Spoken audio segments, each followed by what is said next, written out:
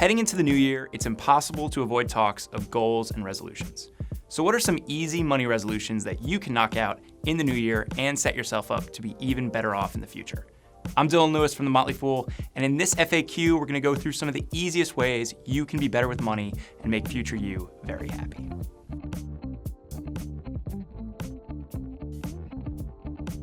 Now, there are a ton of different surveys asking people what they are focusing on with their New Year's resolutions. Next to dieting and exercising, being better with money is almost always one of the most common responses that people offer. We're gonna split that out into two different categories: saving more and putting your money to work. Let's start with the first one, keeping more money in your pocket. The foundation of good personal finance practices is to build a budget and understand where the money is coming in and where the money is going out when it's heading out. Budget building sounds daunting, but it's actually pretty simple.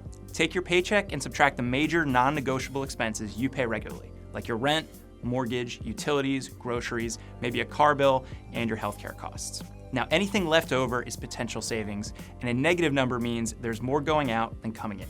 Now, how do you save more? The personal finance space is full of articles telling you about the virtues of making your coffee instead of buying it from Starbucks, and it's true, that's a totally valid way to save. But the coffee purchase thing is daily, which means to save several $100s, you need to change the behavior every single day.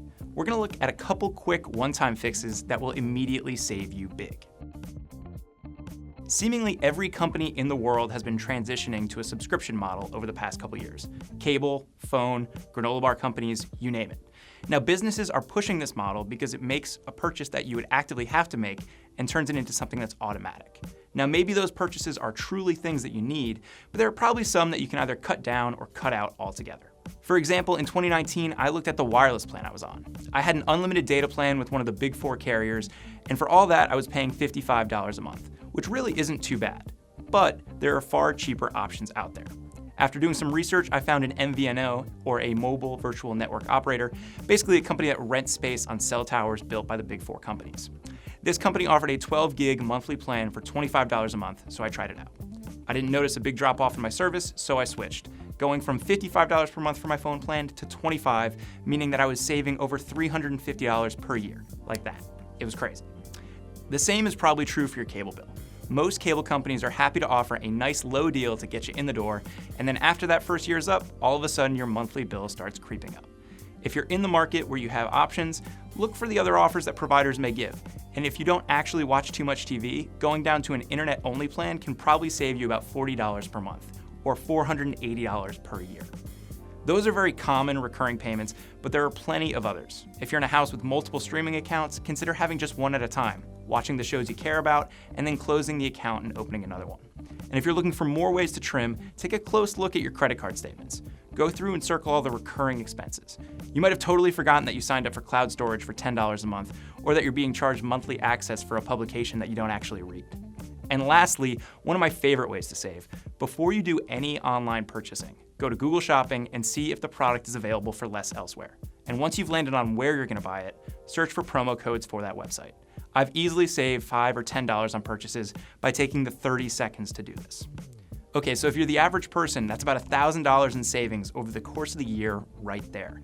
And if you couple that with routine changes like cooking more and eating out less, you could save even more. So with your pockets a little bit fuller, what should you do? There's a little bit of a hierarchy for how to approach having some extra change. Here's a quick checklist. Do you have some savings set aside in case something happens? We like to call this an emergency fund, and the idea is to have enough money around to be able to cover a major expense as it pops up.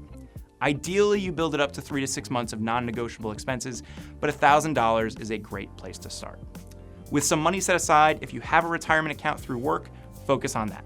It's pretty common for employers to match contributions up to a specific amount. Make sure you're contributing at least enough to max out their match. It's basically free money as long as you stay at the company long enough for it to vest. Then, do you have high interest debt? We're talking about credit card debt or anything over 8 to 10%. If you do, use the extra money to pay that down as soon as possible. After that, consider expanding that rainy day fund you've got from $1,000 to 3 to 6 months of living expenses. This is money you'll keep in your checking or savings account. Next, if you have other lower interest debt, you can consider paying it down or focusing on investing more of your money. If you go the investing route, you can either contribute more to your employer-sponsored retirement account or open a Roth or standard IRA with a firm like Vanguard and buy index funds. There's more you can do, of course, but if you make it to this step, you're in pretty great shape and can start thinking about longer-term goals, like whether you might want to buy a house in your future, or if you want to save up and send your kids to college. The path to being better with money will depend on your financial position. For some, that will be saving up that first $1,000. Others will be focused on destroying their high-interest debt, and some folks will be ready to start investing. The big thing is to understand where you are and take action.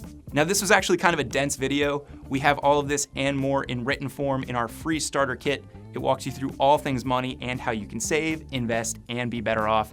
Head over to fool.com/start and you can get that free kit there. Okay, that'll do it for this FAQ video. If being better with money is one of your goals, go on and like the video with a thumbs up button.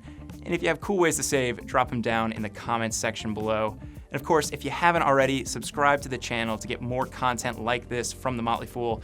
We're publishing new videos on how to be better with money each week. Until our next video, thanks for tuning in and Fool on.